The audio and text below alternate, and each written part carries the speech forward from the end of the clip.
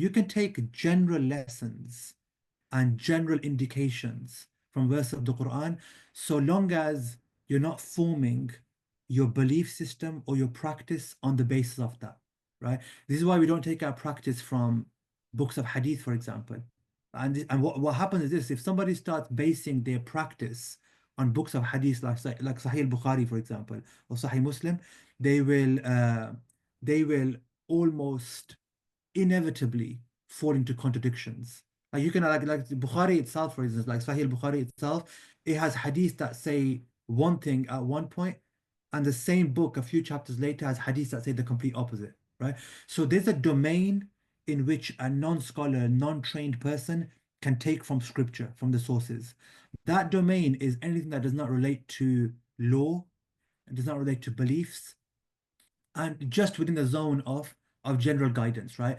And the key thing with that is this. So the key way to think about this, Hamza, is that, say for example, you look at a verse and you're like, oh, I've seen this. Like it's like socially, maybe you find some application of that verse, right?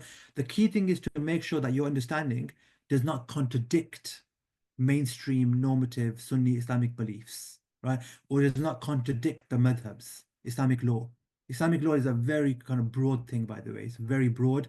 It's codified in, we're going to look at this next week, inshallah, in the four madhabs. But the idea is that so long as you know that your understanding is not contradicting, and you're not deriving Islamic law from it, you're not saying that, oh, this is fard now, or this is wajib now, Mm. because we don't know the language of the Quran. We don't know what wording the Quran uses to establish that something is fard, to establish something is sunnah. So anything outside that is generally fine. General guidance, general indications, taking spiritual lessons from the verse of the Quran, perfectly fine. A layperson can do that. You can do that based on a translation, even, so long as you don't make it the basis for belief and you don't make it the basis for spiritual practice. So, sorry, for legal practice, for fiqh, right? Anything outside that is accessible.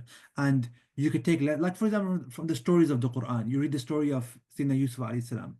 There's general lessons that anyone can see when you read that, just as a sane kind of sophisticated reader.